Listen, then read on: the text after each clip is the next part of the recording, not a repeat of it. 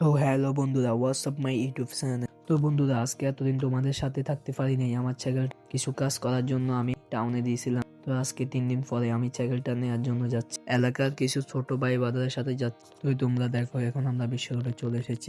বিশ্ব রোডে বাতাসের জন্য টানা যাচ্ছে না চেক। এখানে গাড়ি অনেক বেশি, তো তাই জন্য চ্যানেল চালানো যাচ্ছে না। কিছুক্ষণ পরে লগের একজন আমাকে বলে সে নাকি চ্যানেল চালাতে পারে না এই রোডে। তো তাই জন্য তার চ্যানেল আমি নিই। তো দেখো আমি তার সাইকেলটা কিভাবে চালাই। ছলনায় তোমার ছোঁয়া মেলে না, তুমি কবিতাগুলো পড়বে তাই আমি আজ রাত জেগে ছন্দ সাজাই। রাত শেষে শুধু ভোর ফিরে আসে না,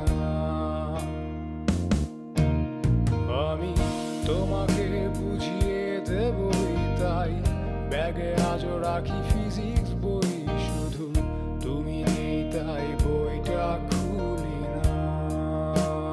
কিছুক্ষণ সাইকেল চালানোর পর আমরা মইফার চলে এসেছি। তো দেখে এখানে অনেকগুলো জাম লেগে গেছে। তো আমি সাইকেলটা কোনো রকমে বের করতে পারছি। তো এখান থেকে আমি বহুত কষ্ট করে এখান থেকে বের হয়েছি। তো তোমরা দেখো শহরের রোডে আমরা কিভাবে সাইকেল চালাই। তো অল্প কিছু রাস্তা আছে, অল্প কিছু রাস্তা পরে আমাদের দোকান আসবে।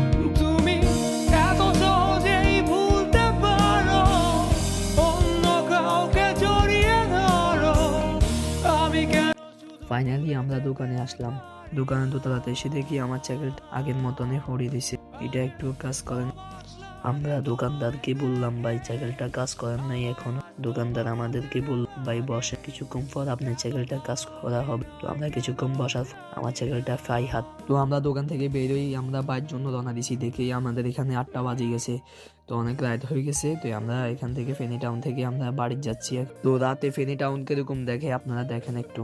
আমার ক্যামেরা দিয়ে ভিডিও করা যাচ্ছে। আমি মোবাইলের ক্যামেরা দিয়ে ভিডিও করি, তো তাই জন্য আমার ভিডিও কোয়ালিটি আর অত ভালো না।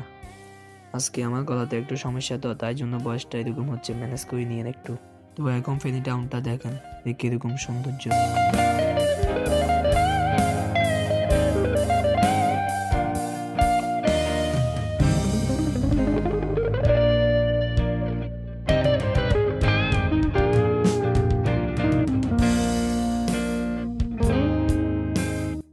যারা যারা এখনো পর্যন্ত লাইক কমেন্ট শেয়ার করেন নাই, তারা অবশ্যই আমাকে ফলো দিয়ে যান, লাইক করে যান ভিডিওটা। কিছুক্ষণ পর ফেনী টাউনের সবচেয়ে দামি মার্কেটে আমরা ঢুকলাম। তো কিছু খাওয়া দাওয়া করার পর আমরা আবার বাড়ির দিকে রওনা দিছি। আজকে পর্যন্ত এতটুকুই। আল্লাহ হাফেজ।